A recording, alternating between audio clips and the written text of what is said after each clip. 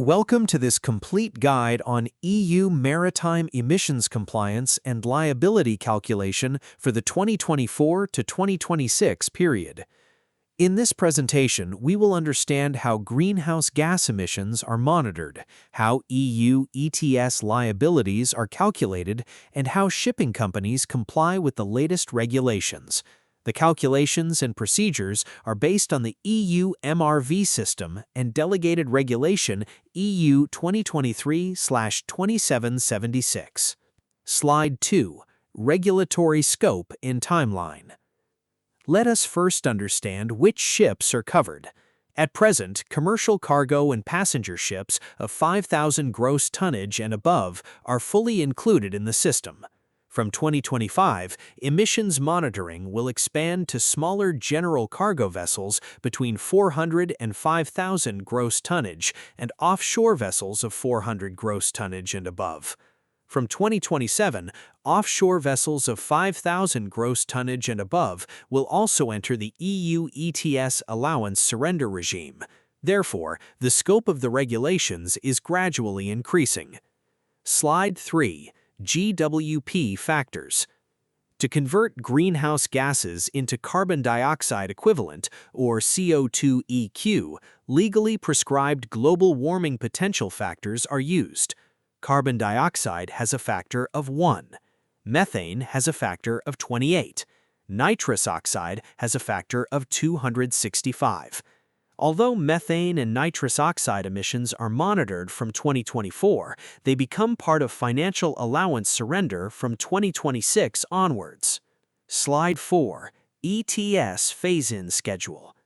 The EU ETS is introduced gradually. For emissions generated in 2024, only 40% of carbon dioxide emissions require allowance surrender, which takes place in September 2025.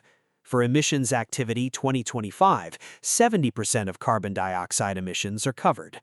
From 2026 onward, 100% of emissions are covered, including carbon dioxide, methane, and nitrous oxide. This gradual approach allows shipping companies time to adapt. Slide 5. Geographical Weighting. Not all emissions are treated equally. For voyages between two EU ports, 100% of emissions are liable. For voyages between an EU port and a non-EU port, only 50% of emissions are counted. Emissions produced during movements and while the vessel is at berth inside an EU port are counted at 100%. These geographical weighting factors are very important in liability calculations. Slide 6. Physical Emissions Master Formula. All greenhouse gases are combined into a single value called GHG-MRV. The formula is GHG-MRV equals carbon dioxide plus methane multiplied by 28 plus nitrous oxide multiplied by 265. Carbon dioxide emissions are calculated from fuel consumption multiplied by carbon dioxide emission factors. Methane emissions include methane slip. Nitrous oxide emissions are calculated using their respective emission factors. The final result is expressed as tons of carbon dioxide equivalent. Slide 8. Methane slip calculation. Methane slip refers to methane that escapes without complete combustion. The formula is methane slip equals fuel mass multiplied by the methane slip coefficient divided by 100. Typical default values are 3.1% for medium-speed LNG auto engines, 1.7% for slow-speed LNG auto engines, 0.2% for slow-speed LNG diesel engines, and 0.01% for steam turbines. Methane slip is especially important for LNG-fueled vessels. Slide 9. Sustainable Biofuel Rules. Biofuels can reduce EU ETS liability, but certain conditions apply. The fuel must satisfy RED II sustainability requirements. Only the biomass carbon dioxide fraction can be considered zero. When fossil and biofuel are blended, both portions must be reported separately using the mass balance principle. However, methane and nitrous oxide emissions can never be zero-rated and must be surrendered from 2026 onwards. Slide 10. mandatory calculation sequence. To avoid errors and penalties, calculations must follow the correct sequence. First, apply RED II adjustments. Second, apply geographical weighting. Third, apply any derogations or zero multipliers. Fourth, apply the 5% deduction for eligible ICE Class IA and IA Super vessels. Finally, apply the annual phase-in percentage. Following the proper sequence ensures compliance with the regulations. Slide 10. Example 1. Physical emissions. Consider a Suez-Max tanker sailing from Houston to Rotterdam. During the sea passage, heavy fuel oil and marine gas oil consumption produces a total greenhouse gas emission of approximately 695.69 tons of carbon dioxide equivalent. During cargo discharge at Rotterdam, additional fuel used for boilers, cargo pumps, and generators produces about 127.21 tons of carbon dioxide equivalent. These physical emissions form the basis for EU ETS liability. Slide 11. Example 1. Final liability. Since Houston to Rotterdam is an extra-EU voyage, only 50% of sea passage emissions are counted. Port stay emissions at Rotterdam are counted fully.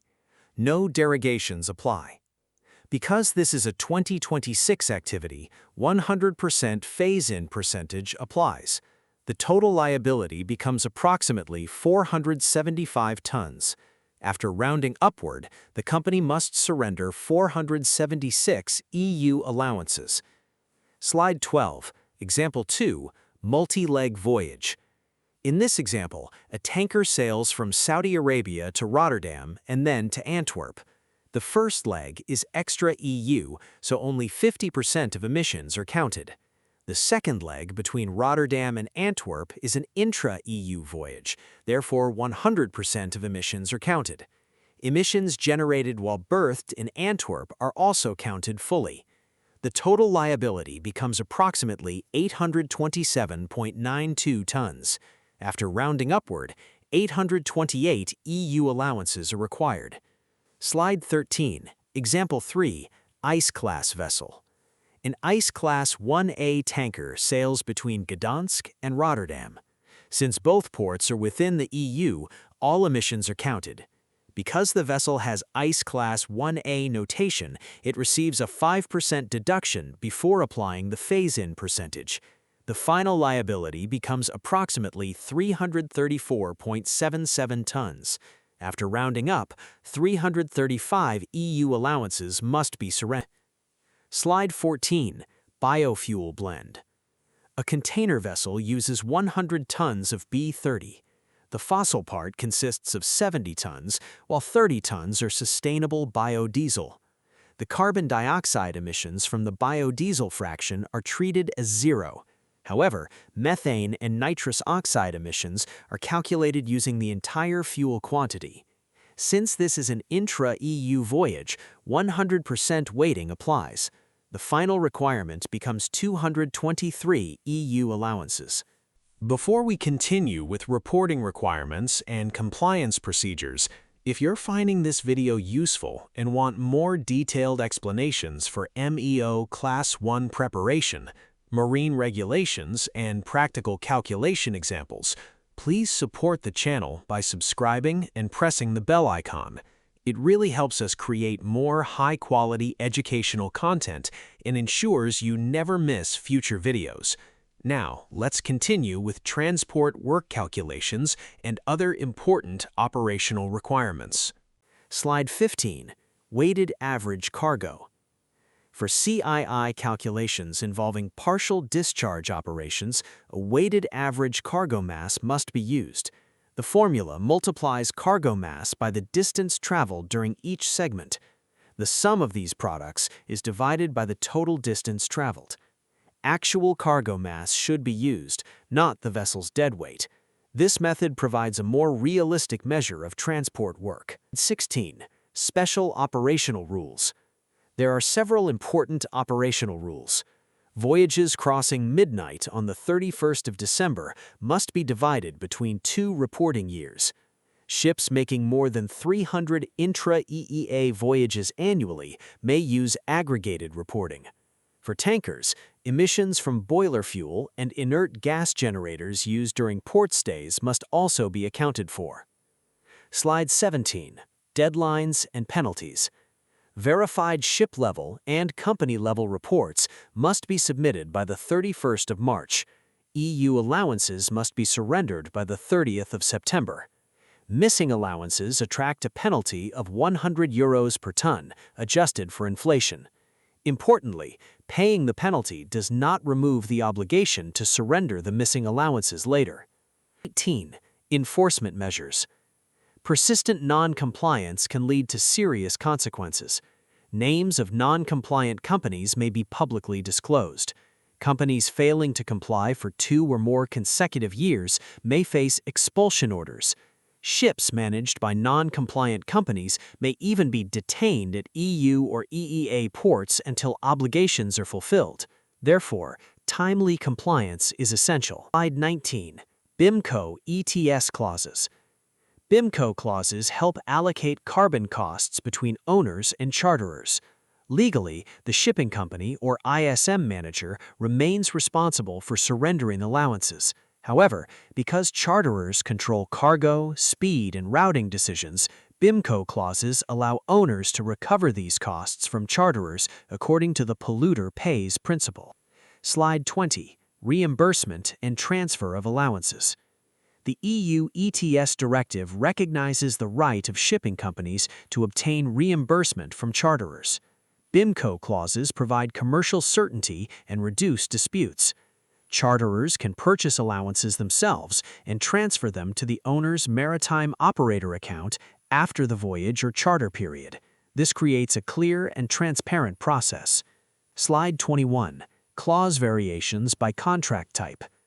The allocation of carbon costs depends on the type of contract. For a spot charter, carbon costs are usually incorporated into the freight rate. For contracts of afflatement, settlements are negotiated across multiple shipments. For time charters, charterers may provide allowances periodically based on verified fuel consumption data. Therefore, the commercial arrangement determines how costs are shared. 22. Manager's final checklist. Before concluding, here is the manager's final checklist. Update the monitoring plan to include methane and nitrous oxide. Ensure the maritime operator holding account is available. Maintain proof of sustainability for every biofuel batch. Use BIMCO ETS clauses to allocate carbon costs properly. And finally, always round the calculated liability upward to the nearest whole EU allowance. Following these steps will help ensure full compliance with the EU Maritime Emissions Trading System.